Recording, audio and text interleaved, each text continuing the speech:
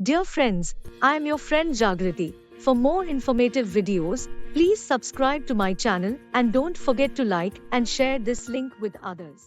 નાના સમુદાયોમાં માઇક્રોફાઇનાન્સ ઘણી વખત જીવનદોરી તરીકે જોવાય છે, પણ જ્યારે વિશ્વાસ તૂટી જાય ત્યારે શું થાય? મિત્રો, આ એક સુવર્ણ તક છે. આપણે એક જૂથ બનાવીએ અને માઇક્રોફાઇનાન્સ સંસ્થા પાસેથી ધિરાણ લઈએ અને સાથે મળીને રોકાણ કરીએ.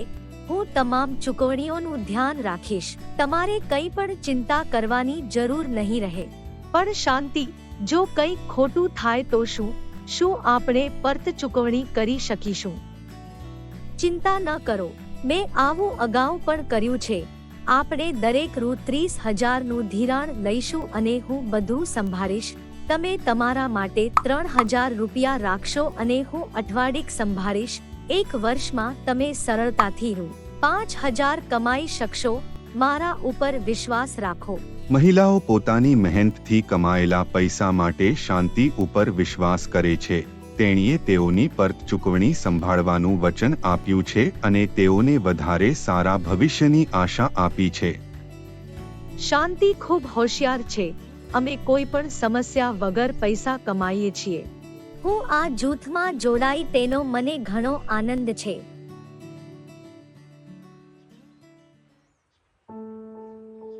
શાંતિ ક્યાં છે?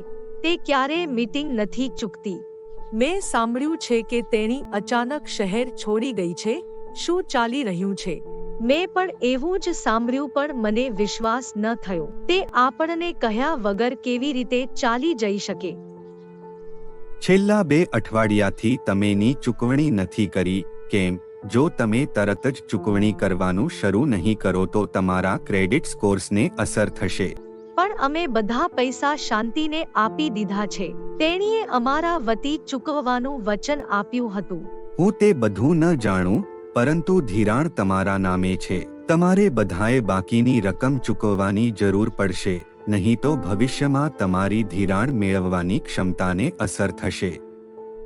પરત ચૂકવણી કરવાની સંપૂર્ણ જવાબદારી મહિલાઓ ઉપર નાખી દેવાય છે. શાંતિ ઉપરનો તેમનો વિશ્વાસ તૂટી ગયો અને તેમનું ભવિષ્ય જોખમમાં મુકાયું. મારી પાસે જે હતું તે બધું ભેગું કરીને મેં હપ્તા ચૂકવી દીધા છે, પણ હવે મારી પાસે મારા રોજબરોજના ખર્ચ માટે કંઈ બચ્યું નથી. મને ખબર નથી કે હવે હું શું કરીશ. આ અનુભવથી મને શીખવા મળ્યું કે બીજાઓ માટે પૈસા ઉછીના ન લેવા જોઈએ, પછી ભલે ને તેઓ ગમે તેટલા વિશ્વાસુ હોય.